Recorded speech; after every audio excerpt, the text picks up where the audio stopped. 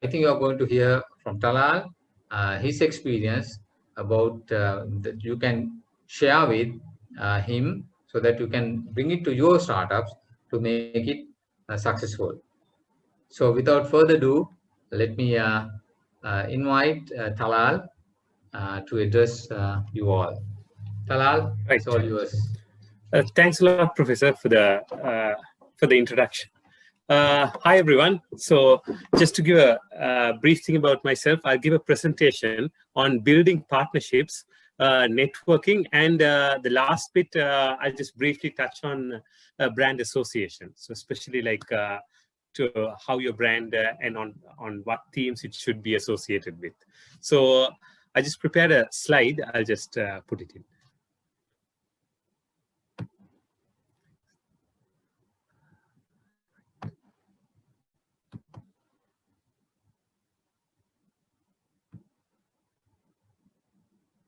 Right. Can everyone see it? Right. We can see. All right. Okay. So it's about building partnerships, networking, and brand association.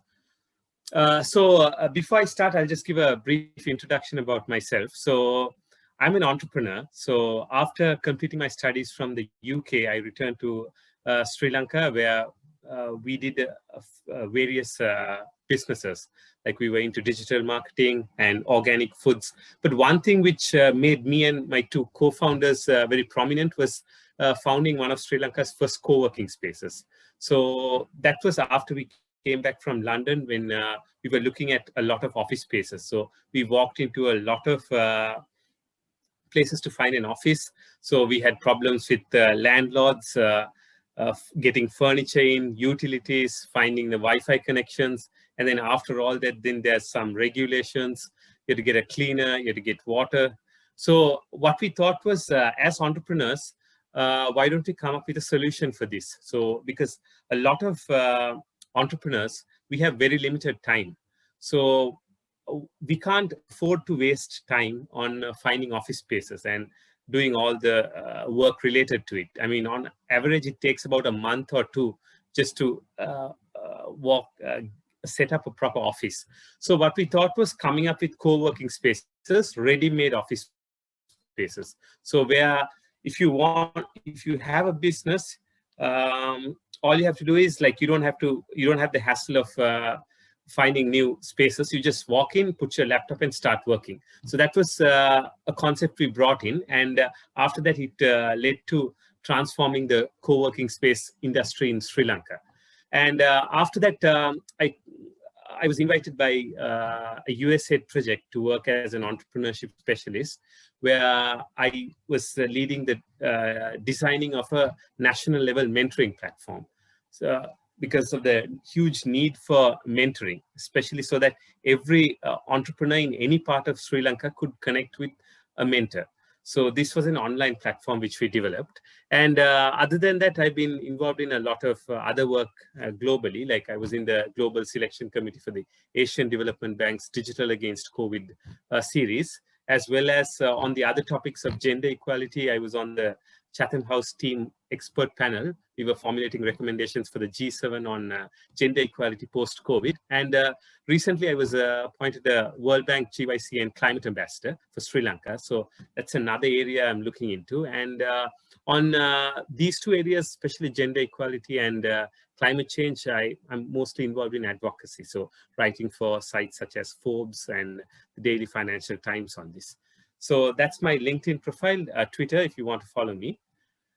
And I'll just go into this briefly. So first of all, because this may not seem like something that's very important, but trust me, like as entrepreneurs, this is at the core of it, like why we need to build partnerships or the importance of networking.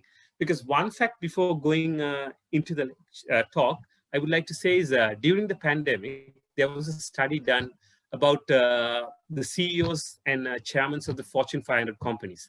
So what the study found was the majority of them, the most of them, it'll be very surprising which subject they spend their time studying on.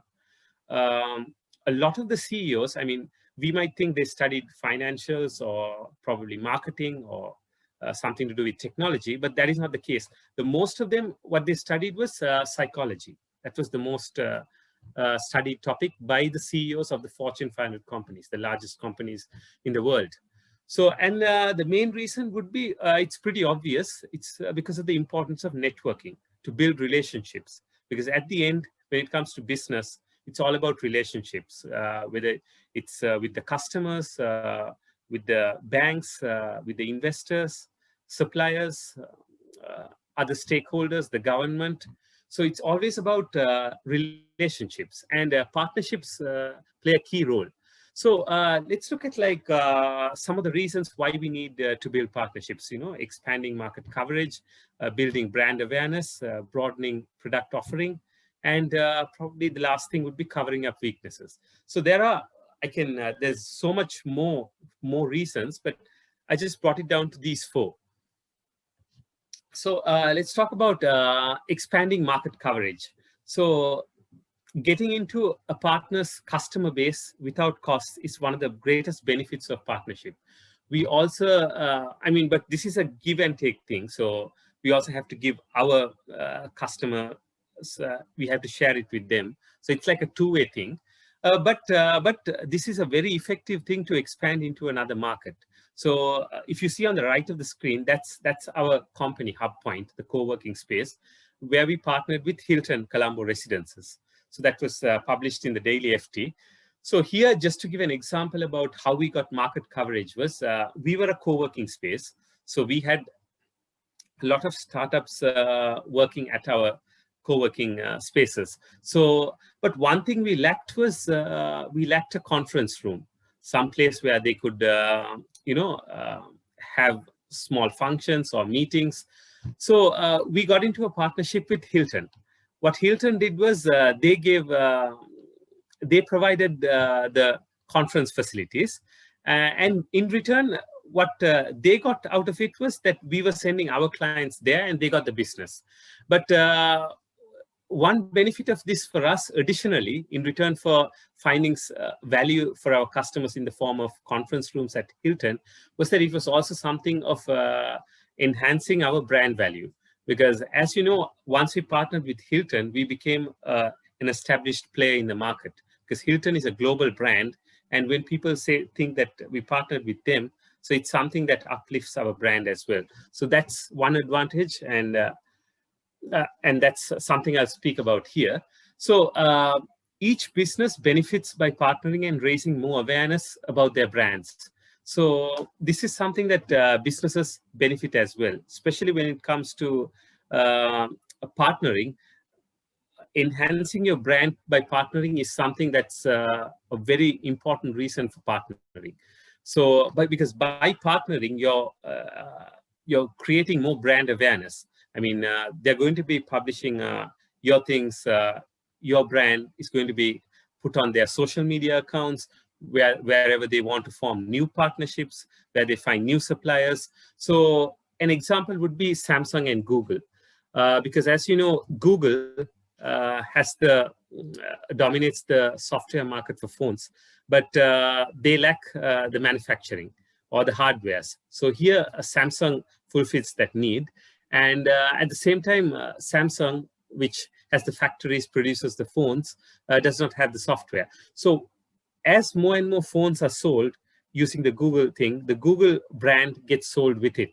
So as far as Google is concerned, so it's an additional form of proliferating their brand. So this is the second reason why partnership is quite essential. And the third thing is increasing product offering. So if you're lacking something, like a business specializing in an industry but not having a specialty can partner. So the reason I put Monitor and Deloitte. So when you look at Deloitte is one of the big 4 auditing firms. But at the same time, they wanted to go into management consulting. So what they did was they found a company called Monitor, which was founded by the famous Michael Porter from Harvard Business School, who is famous for writing the Competitive Advantage textbook, which is used throughout universities. So the company he founded, Monitor, specializes in management consulting. But at the same time, Monitor too had a need to partner with Deloitte. So because Monitor, though it specialized in management consulting, it wasn't big enough to take on other global firms like McKinsey, BCG, or Bain and Company. So this was a two-way thing about partnership, about both of them benefiting. Monitor, by benefiting with Deloitte, got into Deloitte's customer base, which is huge, as they're one of the big 4 auditing firms in the world. And at the same time, Deloitte, by partnering with Monitor, got the advantage of getting the expertise from the firm. So this is the third advantage about partnering, and why I encourage all startups to look into that option. And the last thing is about reducing weakness.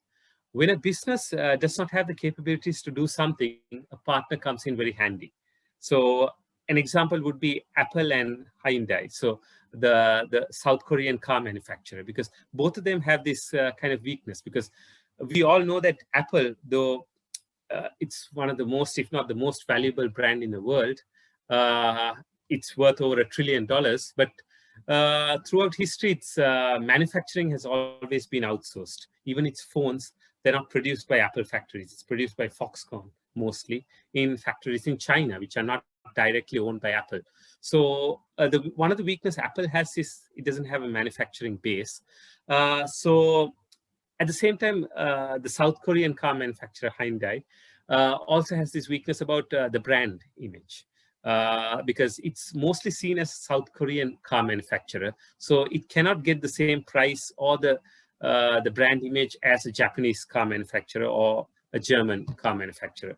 So by joining hands, though this is still in talks at the concept level, if Apple and Hyundai get together, it will be a great benefit for the two of them. So Hyundai can tap into Apple's crowd, and by partnering with them, they can come across as a brand that is associated with the high end, but at the same time associated with innovation. And at the same time, Apple can, at the same time, sort out their weakness, especially related to manufacturing. And also the other strategic advantage is that Hyundai, because it's not such a big brand as Toyota or BMW, Apple is in a better position to negotiate with it. And Hyundai would be more likely to put aside its brand and put the Apple logo, rather than when talking to a much more powerful brand like BMW or Toyota. So these are some of the advantages of partnering. So the 4 reasons. So then when you talk about why we should or what should we look in a partner, I would say strategic value is something. So when you look into partnering, there has to be something financial value, because as we all know, we entrepreneurs, we are there, we're running businesses that run on profits. So we need to look at the financial gains, the returns from it. And if for some reason, it doesn't always have to be financial gain. So if there is a circumstance where we are not getting a profit, then the other reasons have to be brand and networking. So the example was the first one I showed, how we partnered with Hilton. We, on our side, we were not gaining anything financially. I mean, it wasn't a very profitable thing to partner with them. And we didn't get much out of it financially. But we gained we gained brand value by it. You know, partnering with Hilton was something big. And so this also can be looked into. If it's not a financial gain for a partnership, then brand value. And at the same time, networking as well. As I said, the example, perfect example of getting more customers through networking would be how Monitor partnered with Deloitte, how it could tap into Deloitte's huge customer base, especially when it comes to auditing. So these are some of the areas we can look into, especially when on the things we should look before partnering. And some of the other factors when partnering are getting along, because some companies sometimes don't get along, and the partnerships become somewhat of a barrier to become more successful. So this is also an area we need to concentrate on. I mean, even as an entrepreneur myself, we have partnered with some firms which haven't worked out because it always has to, one reason would be both of the partnership has to benefit the two sides, sometimes not exactly equal, but close to equal. Otherwise, one partner would not see the necessity of continuing the partnership. They would feel that they're giving more and getting back less. So these are some areas we need to concentrate on. And also if it's good for the brand, like sometimes an example would be a random example for a multinational company to partner with a manufacturing firm in a third world country, like where they use child labor or other practices which could damage the brand. And so these are some of the things we should look for in a partner. And moving on, talk about networking. So why we need to network. As I mentioned, the Fortune 500 CEOs, the number one subject they studied was psychology because of the need for networking. Because in this world, it's all about building relationships. So this is one topic I really want, I encourage a lot of entrepreneurs to do is to go out and network. So some of the reasons I put stats. So as you all know, it's quite obvious. 80% of professionals think networking is important. 40% of prospects become new customers with in-person meeting. So that's according to a study by Oxford University. So if you, in-person meetings, still the old-fashioned way is the most effective. So when you have an in-person meeting and you build a relationship, there's a 40% chance of building a long-term relationship after that. So I always encourage people to go out, meet people. I mean, me and my two co-founders, we came a long way because we tried to attend every event that was available. So we went out there, met people, got leads. So that's something that the entrepreneurs should really focus on. And the other thing is 58% more likely to get a job. So, I mean, even if it's a job or, I mean, finding a customer, it's more likely than through a friend. I mean, through networking, it's 58% more likely. So that's the power of networking and building up relationships. And as you know, 85% of the jobs are filled through networking. So the reason I'm also talking about jobs is because you can use this as, you can switch the words. Instead of jobs, you can even say customers. It would still work out the same. And business cards help gain customers according to 90% of business owners. So it's still the old-fashioned way of going out, meeting people at events that can bring enormous benefit to the businesses. And so this is something, the reason I put this is because I speak a lot about encouraging young people to network. Because what we find in Sri Lanka is that there is a lot of networking going on. As you can see, events are done by Ceylon Chamber, AmCham, SEMA, CIM, and various other chambers around the country. But what we find is that the business class, the chairmen, the CEOs of all the major companies, they network a lot, but only among themselves. So I've also given talks, I've written articles on Forbes as well. What we find is this is a problem why there's a lack of women on corporate boards as well, because it's largely the same crowd, like usually older men above 60 who do the networking, and it's always the same people doing the networking again and again.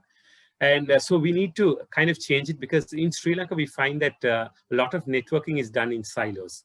So the business class has its own networking group. The students do their own. I mean, they only mix among themselves. The academics have their own circles. The development sector, like the World Bank, ADB, or the UN, have their own circles. What we need to do is like have a mixture of everything. So as students, as young entrepreneurs, it's best for you all to go and attend networking events, especially with the corporate sector, as well as the academic and the development sector, to get the benefits out of it. And these are some areas you all should really take notes, try to see events coming up. A best advice would be to join their Facebook pages, the Ceylon Chamber, AmCham, SEMA, CIM, the National Chamber of Commerce, etc. There's a number of organizations that hold events. So the more events you attend, the more you meet people. And for example, meeting somebody like the chairman of a major bank, or the chairman of a major a potential buyer of product of what your startup is planning to sell could make a whole a world of difference.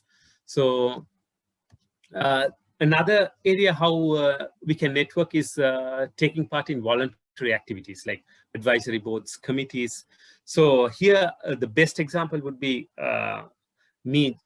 For example, my example would be joining the Enterprise Operation Committee. So just in terms of networking, the amount of people I met through this itself is a good example for everyone. Like I met Professor Rohan, Amali, Fayaz, Prasad, and the EU people whom we have planned to have discussions tomorrow, or the Polytech University from Singapore. So just joining one committee leads you to know so many different people, which can come in useful later on. So these are the another very crucial area where you can network, advisory boards, joining committees of non-profit organizations.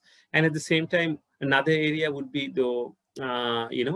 sports is another thing, though it's not that very popular in Sri Lanka, but the US president, he says that he uses golf as something to network with people. So golf is a very crucial sport, especially for the upper class, to find context. The other thing is mentoring. So it's an opportunity to get close to corporate leaders, and investment opportunities, referrals. So once you have a mentor, most people, especially, they find it difficult to invest in young startups. But after being mentor, they are more willing to do that, because when you're a mentee, they tend to trust you more, since you'll also be very genuine with them and be honest with them. They, in the long term, they can become potential investors. They can refer you to so many people. So that is another way of networking, genuinely asking people, experienced people, to become mentors. So once they become mentors, that's one way of networking, especially building a connection with them, and at the same time, they can refer you to others. The last thing and the most crucial thing would be, especially in this day and age, would be LinkedIn. LinkedIn is something that's become very essential, because as you can see, the stats show 80% of B2B leads come from LinkedIn nowadays. Especially after the pandemic, a lot of people are online, a lot of connections are online, meetings have become online. As we know, there's a change, especially when it comes to the future of work. A lot of people are moving into remote working. So in the future, there would be less in-person meetings, though I said earlier, and it's true that in-person meetings are the most effective to build relationships. But with rising remote working, and especially a lot of people connecting online, LinkedIn would be a major source, especially as the stats say, already 80% of B2B leads come from LinkedIn. And the other reason why you need to have your LinkedIn profile fully updated would be, most people look at your LinkedIn to get an idea of you. I mean, you are judged based on the LinkedIn account. And if somebody looks at it like a major customer or someone, and the LinkedIn profile, I mean, you don't have a profile picture, or the summary isn't written properly, or the account isn't updated, or it's a mess, they're going to get a bad impression about you. And also, it's good to build up your connections there, because when a potential customer, or let's say somebody from the bank who wants to give you a loan, or a major investor looks and he sees around 30 or 30 plus mutual friends, he's going to think that he's going to trust the person more, because he sees a lot more mutual people connected between the two of you. So it's very good to add people who you know through LinkedIn and build your profile there. And the same goes for having more LinkedIn connections, because people also tend to sometimes they say that when you have less than 100 connections on LinkedIn, people mostly assume that the person is not genuine, or the account could be fake. So it's always good to keep adding people and have a very active LinkedIn account, because rather than other social media platforms, people take this much more seriously, rather than Facebook or Instagram or Twitter. So LinkedIn is seen as something very professional. And at this moment, though we don't know what the next big platform would be in the coming years, as of now, LinkedIn is the #1 social platform, especially when it comes to professionals and business people. And lastly, before concluding, I'll speak about brand association. So the reason why I want to speak about this is when it comes to speaking with potential future customers, or with, for example, potential investors or other stakeholders, like from the government sector or the development sector, it's always good to have a very positive brand image. Because what I always tell people is it's better for you to create a brand and associate your brand with something, whether it's your personal brand or your business brand, rather than not create a brand for yourself. Because if you don't create a brand for yourself, somebody else is going to create an image about you. And it's always better for us to do it for ourselves rather than let somebody else do it. I mean, they may do it better than what we want, but at the same time, they can draw a false picture of ourselves. So that's one reason. And to very briefly give examples would be, here are a few examples of what brands are associated with. For example, Volvo with safety, or Coke with family and happiness, Nike with athletes, BMW usually goes with the driver's experience, and Apple with innovation.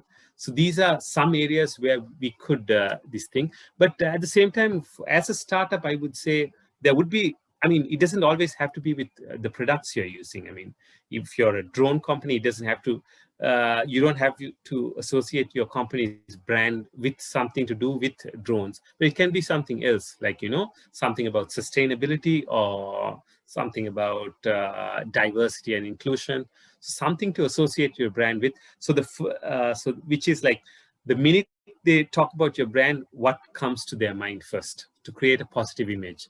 So with that, I'll end my talk.